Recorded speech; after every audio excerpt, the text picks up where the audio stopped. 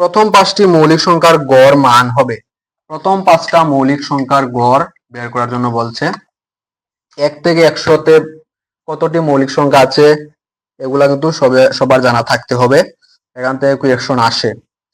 তো প্রথম যে মৌলিক সংখ্যা হলো 2 প্লাস তারপর 3 তারপর 4 9 তারপর কি হয়ে যায় 5 6 9 7 আর 8 9 9 10 9 11 আছে শুধু। এখানে যেহেতু গড় বলতে বের করার জন্য পাঁচটা নাম্বার মানে 5 হবে নিচে, তো 3 আর 2 5 আর 5 10 এর সাথে কত 17 আর 11, এদিকে 3 আর এদিকে 8 28, তো 28/5। তো এটাকে যদি আমরা ক্যান্সেল করি তাহলে কত আসবে 5 5 এ 25 আর এদিকে থাকবে 3, মানে যদি পয়েন্ট বসাই তাহলে হয়ে যাবে 30, তাহলে 5 6 30।